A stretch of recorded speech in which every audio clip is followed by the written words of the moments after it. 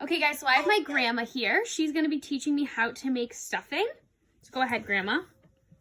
Okay, well, making stuffing is one of our favorite traditions in our family because our grandchildren would gather on Wednesday night, those that could, and we would tear up the bread and make the stuffing. They were in charge of getting the bread just the right size in the cubes. And afterwards, after we had the stuffing all done, we would have pizza. So I'd like to walk through what we did to prepare this bread stuffing. First thing we did, as I said, the grandchildren would cut up with the bread with their hands, washed hands, and cut up the bread, break it into cubes, all about the same size. And then I would be cutting up the onion and the celery dicing it, and that would be 3/4 cup of onion, 1.5 cups of celery.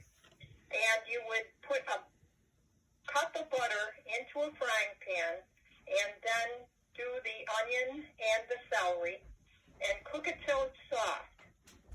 Then you would dump it in with the bread cubes. Then you wash your hands again and add about a teaspoon of salt, 1.5 teaspoons of dried sage, 1 teaspoon of thyme, and 1/2 teaspoon of pepper. You would mix that in with the bread and the celery and the onions and the butter. Mix it all up.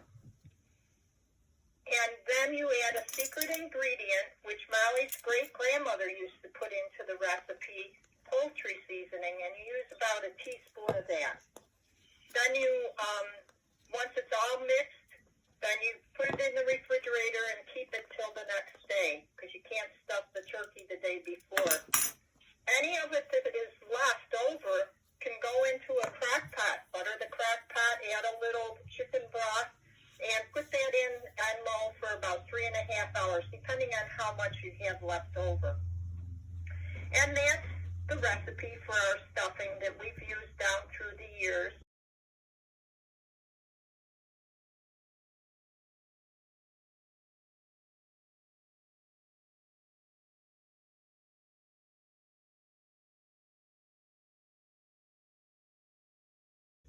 And I think my favorite part is the memories of the grandchildren and the fun we used to have together, gathered around the table. And I enjoy the stuffing also. Perfect. Thank you so much.